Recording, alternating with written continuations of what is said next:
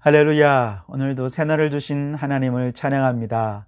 우리가 신앙생활을 하다 보면 자그마한 의심이 틈이 되어서 우리의 신앙이 점점 하나님께로부터 멀어지게 되는 경우들을 보게 되는데요. 그래서 우리가 의심이 날 때 빨리 이 틈을 메우고 믿음을 굳게 세워야 하겠습니다. 그러려면 어떻게 해야 할까요?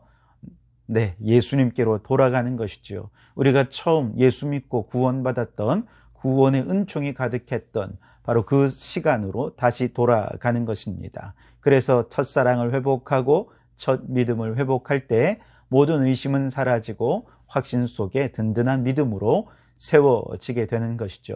자, 그런 의미에서 오늘 찬송가 257장 함께 찬송하며 이 하루의 문을 활짝 열어가도록 하겠습니다. 함께 찬송하겠습니다. 마음에 가득한 의심을 깨치고 지극히 화평한 마음으로 찬송을 부르는 어린 양 예수의 그 피로 속죄함 얻었네. 속죄함 주 예수 내 죄를 속했네. 할렐루야 소리를 합하여 함께 찬송하세. 그 피로 속죄함 얻었네. 할렐루야. 오늘도 예수의 그 보혈의 공로를 의지해서 첫사랑을 회복하고 굳건한 믿음 위에 승리하는 하루가 되시기를 주님의 이름으로 축원합니다. 오늘 우리에게 주시는 하나님의 말씀은 사도행전 4장 5절에서 12절까지 말씀입니다. 제가 봉독해 드리겠습니다. 이튿날 관리들과 장로들과 서기관들이 예루살렘에 모였는데 대제사장 안나스와 가야바와 요한과 알렉산더와 및 대제사장의 문중이 다 참여하여 사도들을 가운데 세우고 묻되 너희가 무슨 권세와 누구의 이름으로 이 일을 행하였느냐? 이에 베드로가 성령이 충만하여 이르되 백성의 관리들과 장로들아 만일 병자에게 행한 착한 일에 대하여 이 사람이 어떻게 구원을 받았느냐고 오늘 우리에게 질문한다면 너희와 모든 이스라엘 백성들은 알라. 너희가 십자가에 못 박고 하나님이 죽은 자 가운데서 살리신 나사렛 예수 그리스도의 이름으로 이 사람이 건강하게 되어 너희 앞에 섰느니라. 이 예수는 너희 건축자들의 버린 돌로서 집 모퉁이의 머릿돌이 되었느니라. 다른 이로서는 구원을 받을 수 없나니 천하 사람 중에 구원을 받을 만한 다른 이름을 우리에게 주신 일이 없음이라 하였더라. 아멘. 여러분, 우문현답이라 하는 사자성어를 한 번쯤 들어보셨을 것입니다. 어리석은 질문에 현명한 대답이라는 뜻인데요.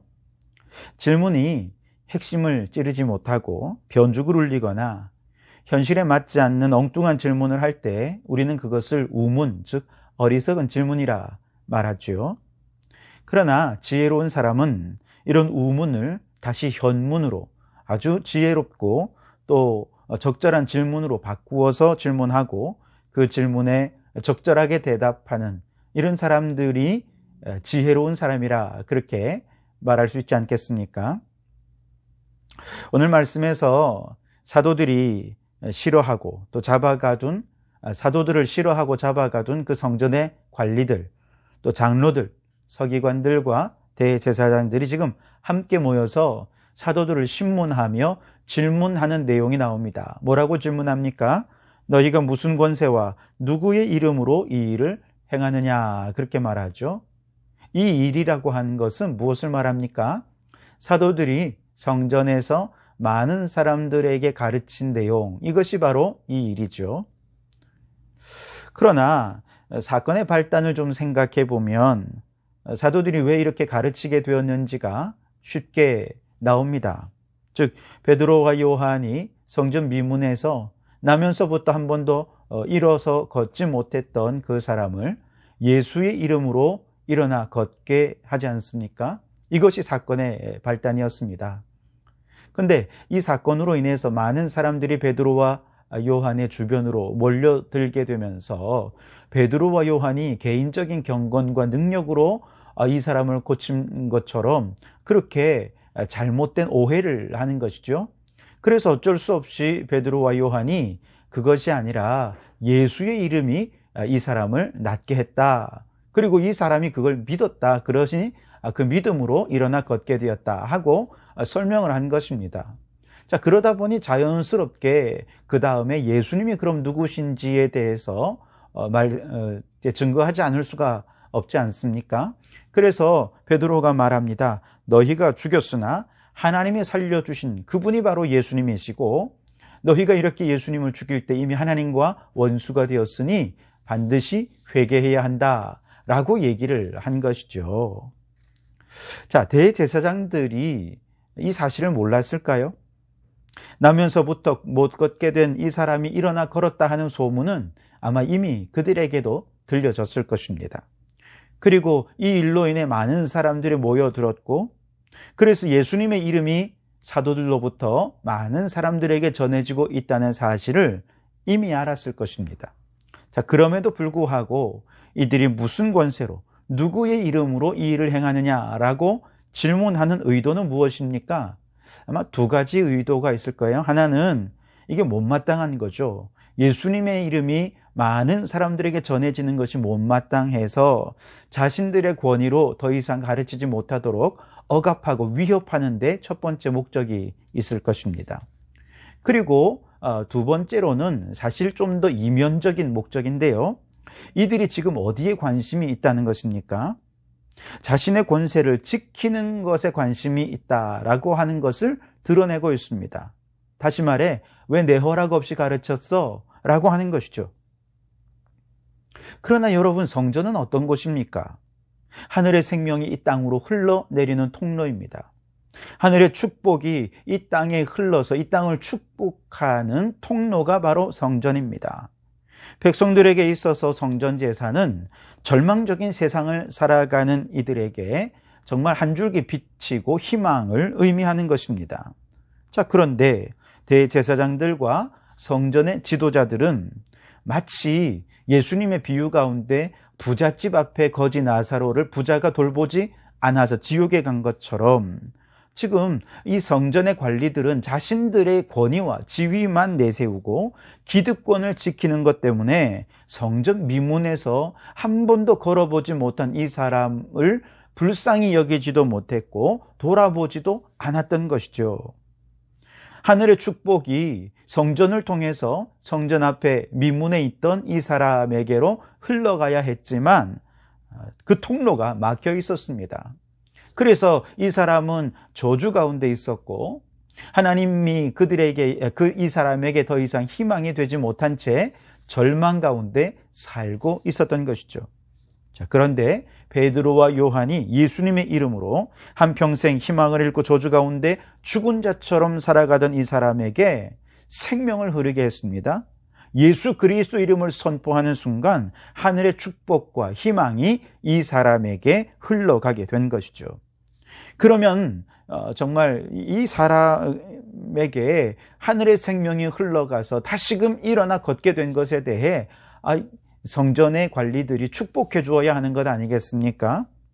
성전의 대제사장들이 못했던 희망이 저에게 흘러간 것을 보면서 오히려 사도들에게 감사해야 하는 것 아니겠습니까? 그런데 성전의 지도자들은 여전히 생명에 관심이 없고 성전 본연의 임무가 무엇인지에도 무관심했습니다. 오로지 자신들의 기득권을 지키는 것에만 관심이 있었죠. 그러다 보니 그들이 이렇게 어리석은 질문을 한 것이죠. 무슨 권세로 누구의 이름으로 이 일을 하느냐. 자, 이런 어리석은 질문에 대해서 사도 베드로가 성령이 충만해서 그 질문을 다시 현명한 질문으로 바꿉니다. 9절에 만일 병자에게 행한 착한 일에 대하여 이 사람이 어떻게 구원을 받았느냐고 오늘 우리에게 질문한다면 이렇게 얘기하죠. 다시 말해서 누구의 권세로 누구의 허락을 받았느냐라고 하는 질문을 이 사건이 왜 일어났는지를 생각하면서 그가 구원의 질문으로 바꾸고 있는 것을 보게 됩니다. 이 사건의 발단이 나면서부터 못 걷던 자가 일어나 걷게 되었고, 생명 없던 자에게 생명이 들어갔고, 절망이 뿐이던 자에게 희망이 생겨났고, 저주받은 인생의 하늘에 축복이 흘러간 사건, 바로 이것이 이 사건의 핵심이라고 한다면, 이제 그들이 물어야 할 질문은 무슨 권세로 이런 일이 일어났느냐 하는 것이 아니라, 이 사람이 도대체 어떻게 구원을 얻게 되었느냐, 구원에 관한 질문으로 바꾸고, 그리고 성전의 지도자들이 다시금 성전 본연의 업무에 충실해서 하나님의 축복을 흘려보내고 구원을 흘려보내는 성전으로 변화시키는 그 생명력 넘치는 그런 신앙과 그런 성전의 임무로 바꾸는 작업을 해야 된다는 것이죠. 그런데 그렇게 하지 않았잖아요. 그래서 베드로가 먼저 이 우문을 한 사람들에게 질문을 바꿉니다. 무슨 권세로라고 하는 질문 대신에 어떻게 구원을 받았느냐, 구원에 관한 질문으로 질문을 바꾸면서 나사렛 예수 그리스도, 우리에게 구원을 주시는 예수님에 대해 증거합니다. 10절에 너희가 십자가에 못 박고 하나님이 죽은 자 가운데서 살리신 나사렛 예수 그리스도 이름으로 이 사람이 건강하게 되어 너희 앞에 섰느니라. 예수님의 이름이 이 사람에게 생명을 주었다는 것이죠. 희망을 주었다는 것이죠. 12절에 다른 이로서는 구원을 받을 수 없나니 천하 사람 중에 구원을 받을 만한 다른 이름을 우리에게 주신 일이 없음이라 하였더라. 오직 예수님만이 우리에게 구원을 주시는 분이라는 거예요. 근데 여러분, 우리 자신에게 한번 이 질문을 다시 던져보면, 우리가 하루 종일을 지나면서 던지는 질문들이 어쩌면 이렇게 성전 안의 종교 지도자들처럼 어리석은 질문만 던지고 있지 않는가 하는 것입니다. 우리는 어떤 질문을 합니까? 어떻게 해야 좀 더 돈을 많이 벌 수 있을까? 어떻게 해야 취업에 성공하고 사업이 더 번창하게 할 수 있을까? 어떻게 해야 아파트 평수를 더 늘릴 수 있고, 어떻게 해야 우리가 더 행복한 삶을 누릴 수 있을까? 이것이 우리의 주된 고민들이 아닙니까? 그래서 우리는 이런 질문을 무의식적으로 던지고 그 질문에 대답하며 하루하루를 살아가죠. 돈을 더 많이 벌기 위해서 어디에 투자를 해야 돈이 더 늘 수 있을까 찾아보면서 주식에 투자도 하고 부동산에 투자도 하고 여러 가지 경제 활동도 하면서 우리는 돈을 더 많이 벌기 위해 애를 쓰며 하루하루를 살아갑니다. 많은 사람들은 어제보다 오늘이, 또 오늘보다 내일이 더 행복해지기 위해서 우리는 더 많은 욕심도 내고 가족들을 돌보고 자아 실현을 위해 노력을 하게 됩니다. 어쨌든 우리는 매일매일 의식적이든 무의식적이든 바로 이런 여러 가지 질문을 던지고 그 질문에 대해 답을 하는 삶을 살아가게 되는데요. 그러나 이런 질문들은 결국 이기적인 욕망을 채우고 자신의 기득권을 지키고 더 확대시키려는 이 유대 종교 지도자들의 어리석은 질문과 또 어리석은 삶과 크게 다를 바가 없다는 것입니다. 그러나 정말 우리 인생에서 반드시 던져야 할 질문, 그리고 그 질문에 대답하면서 삶을 살아야 할 핵심적인 질문들이 있는데, 그게 뭐냐? 우선 나는 누구냐 하는 것입니다. 우리가 죽으면 그 이후에 어떻게 되느냐 하는 것입니다. 어떻게 해야 우리가 구원을 얻을 수 있느냐 하는 것입니다. 결국 구원을 묻는 질문이 우리에게 가장 핵심적인 인생의 질문이 되어야 한다는 것이죠. 여러분, 성경에서 나는 누구냐라고 하는 질문에 대해서 성경은 뭐라고 이야기합니까? 우리는 하나님의 형상으로 창조된 걸작품으로 창조된 자들이지만 교만하여 하나님을 대적하며 죄인이 된 존재가 바로 나 자신이다. 성경은 그렇게 얘기합니다. 그렇다면 죽음 이후는 어떻게 됩니까? 성경에 분명히 대답하죠. 천국과 지옥이 있다. 그렇다면 어떻게 해야 우리가 천국 갈 수 있을까요? 이 질문은 다르게 얘기하면 어떻게 해야 구원 얻을 수 있느냐는 질문과 동일한 질문입니다. 이 질문에 대한 성경적인 대답은 나사렛 예수 그리스도의 이름으로 죄사함 받아야 한다 하는 것이죠.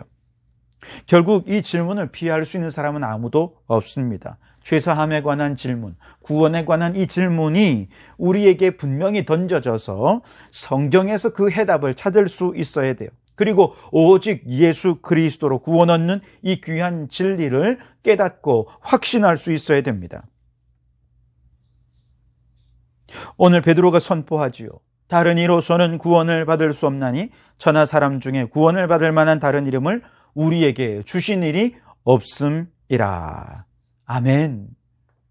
여러분, 우리가 수많은 질문을 던지지만 구원과 관련이 없는 질문들은 다 어리석은 질문에 불과합니다.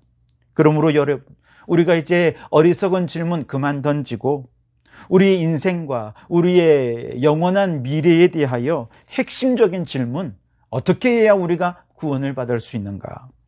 여러분, 이 질문을 분명히 던져내시고, 그리고 이 질문에 대해 예수 그리스도 외에는 다른 이름은 없다라고 하는 분명한 해답을 성경에서 발견하실 수 있기를 바랍니다. 그리고 그 분명한 확신으로 오늘도 그렇게 충성스럽게 구원받은 자답게 살아가시고 우리를 구원하신 예수 그리스도를 증언하는 사명자로 살아가는 성도들이 되실 수 있기를 주님의 이름으로 축원합니다. 기도하시겠습니다.